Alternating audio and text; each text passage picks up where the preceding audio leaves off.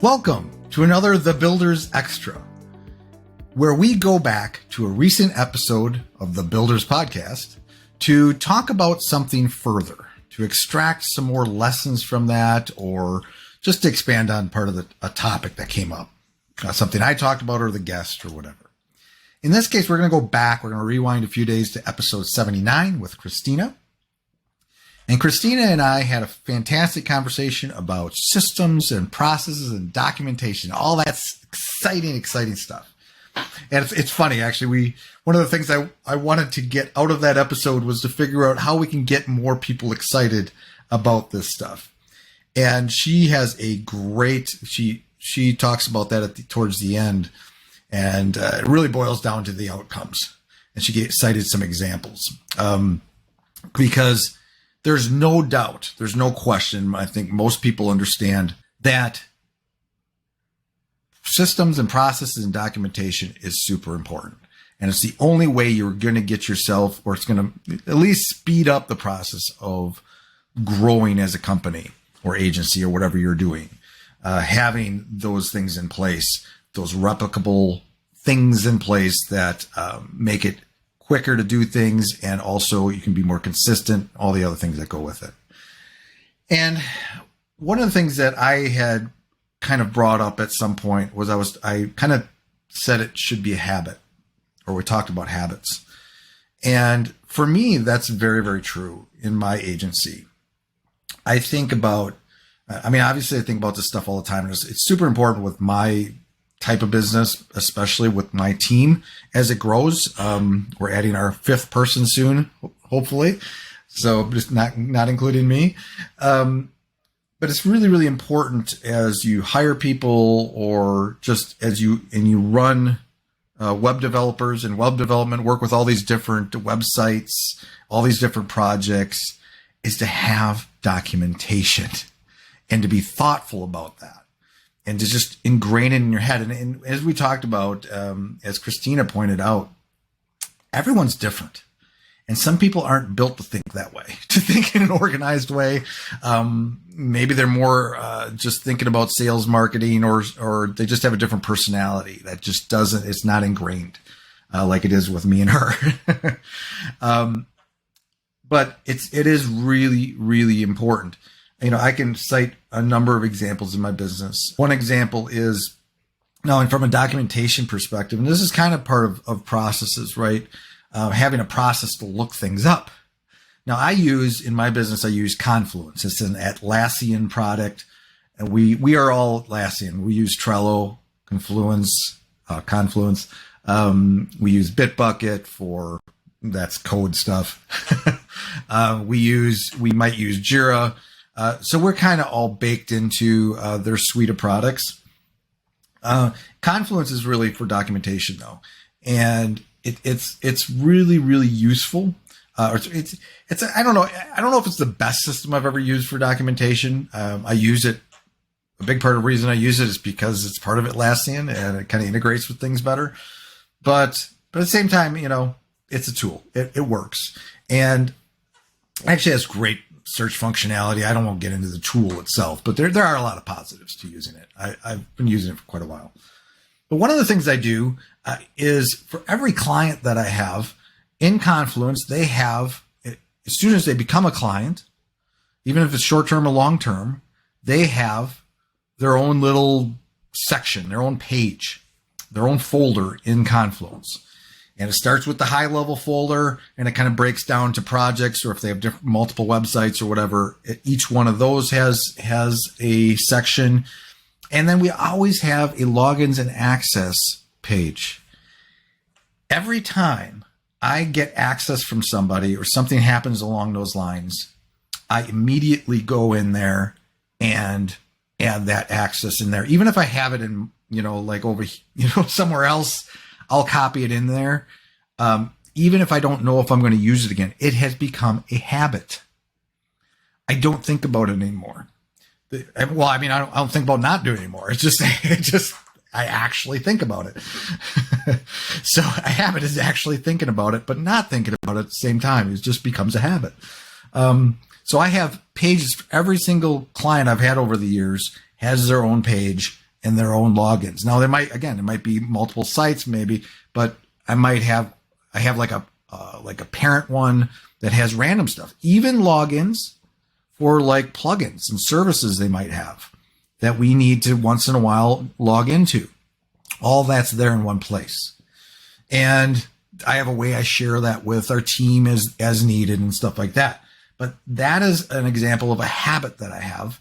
And so anytime I could not see a client for a year or work with a website for a year, and all I have to do is go to Confluence, use the search function, find that website. There's the login page, get the logins, FTP, whatever. Off I go. So it's there. I don't have to think about it. I don't have to stress about it. I don't have to look around for stuff. It's there. I know where it is. So that's part of documentation, is to really have a consistent, organized system where everything goes in its place, right? But then beyond that, other examples are like when we did a server move this past week successfully. We moved a large server. It was basically 2 installs, a members area and a main public site, large databases. So there was a lot involved with making sure that went well. That's all documented. I had that all documented ahead of time. I kind of have this process already, but each website's a little different. So there's other considerations. Depends on where you're moving them, how you're moving them, where they are now. So you have to create kind of sub lists, and then you work yourself through those so you don't miss anything. Things are going to happen, hopefully minor things, but a bulk of it should go smoothly. So that's a situation where I created that in Confluence. I had a special page just for that launch. A smaller micro example from this past week also was where we had changed, for one of our clients, we had changed the pricing on their WooCommerce store. But this is a larger WooCommerce store, and that pricing is showing up in different areas of their site. So not only do we have to update it in WooCommerce, the products, but we also have to update it on the site, the front page, random pages on the site. Like, what does that process look like? So what happened is they changed the price, and then they had to change it. They reverted their pricing back. That didn't do well, and it was a test. And so when we reverted it back, we had that lit. We knew what we were going to do. We had it documented. So all we had it, because we did it one time. Now we know what we all have to do. It included actually making do a change in the database itself to catch all those instances on the site.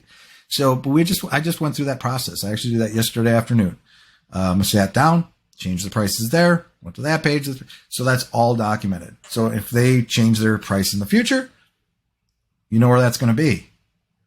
I'm not going to have to do that from scratch. We're going to have that in Confluence under that client name, and searchable.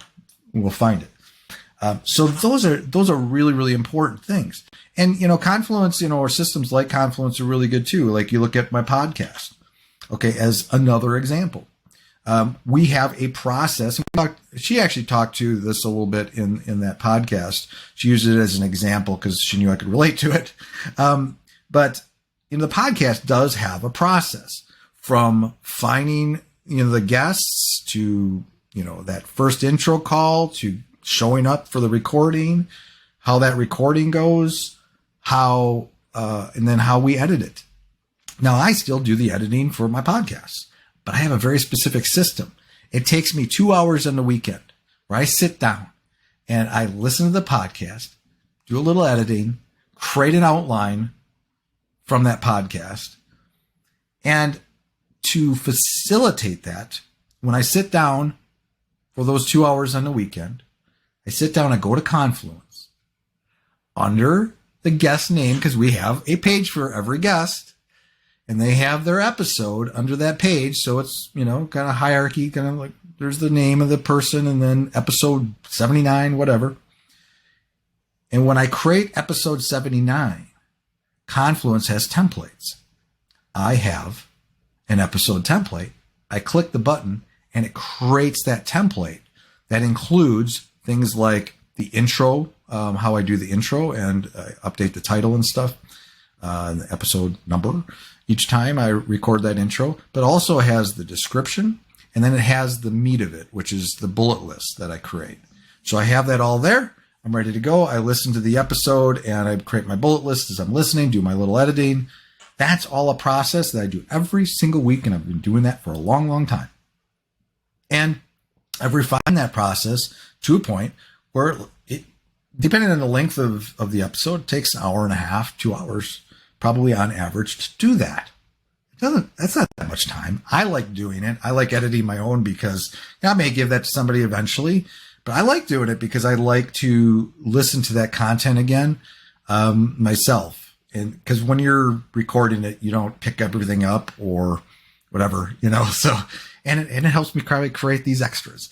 But yeah, so those are some examples in my business, but again, it circles back to creating that habit.